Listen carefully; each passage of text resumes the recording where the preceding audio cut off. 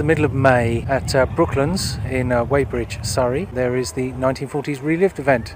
We're very happy to return this year. If you haven't been to Brooklands, you should definitely come and have a look. It is, after all, the I believe the original motor racing circuit in this country. This is Kieran Spooner for the Vintage News.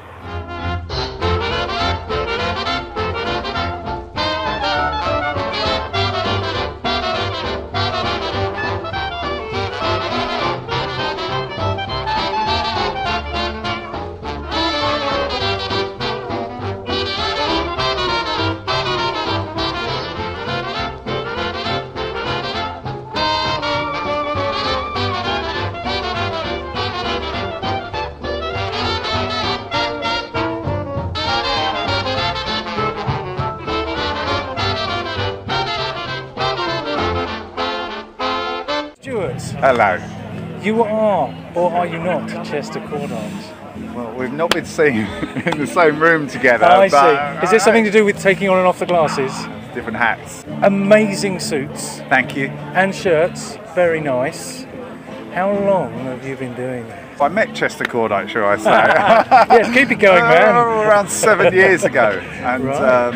And then it's been trials and tribulations to get factories and prepare to make small quantities to start with and build up with the quality that I was after and the reliability. But yeah, I've got those now and I'm happy with the companies that I'm working with. Mainly what I'm seeing, or maybe it's just my skewed eyes, is 30s cut.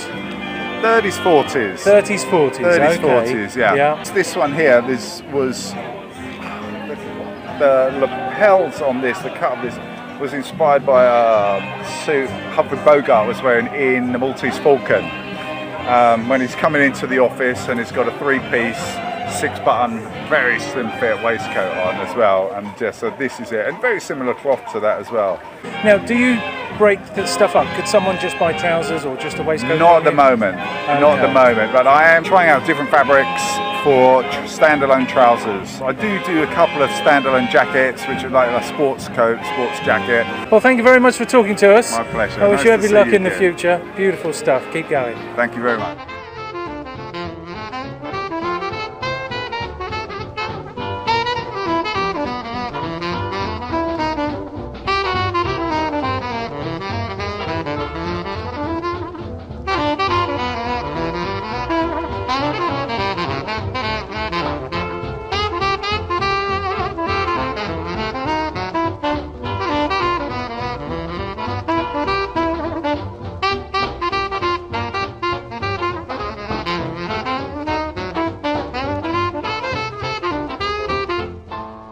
I've managed to grab hold of Roy, who runs Chaps of Distinction. Welcome, sir. Thank you. So, now you're not manufacturing, are you? No. You are effectively gathering and curating so that you can sell people what they want in vintage style. Yes, it's vintage style is very much how we work with new promenaders and reenactors who just want to get started, and you're in the style of the 40s. In real terms, men's suit styles just don't change that much. It'll be an inch on the trousers or an inch on the lapels, but basically a man's suit is a man's suit. And it's what you put with it that brings you back into the 40s, like hats, cufflinks, the right ties, wristwatches, shoes. All the little things make a difference. Well, bottom line, you can buy a suit, a hat and things from us. Never buy anything else. And you can fit right in wherever you go. For a half-decent suit or jacket, what would be the top that you think people should be paying?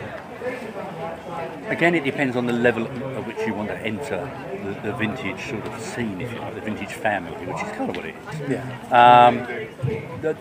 We have suits at 60 for a double-breasted suit, and that's perfect. If you're not sure if it's the thing for you, then realistically spend as little as possible.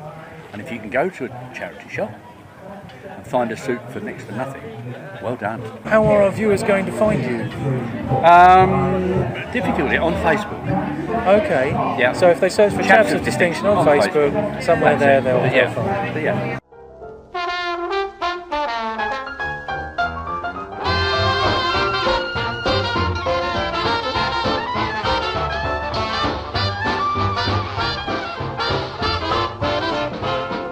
Found a chat to a couple of the stall holders. I looked around some of the museum. One of the buildings isn't even here anymore. They're building a new one to replace it.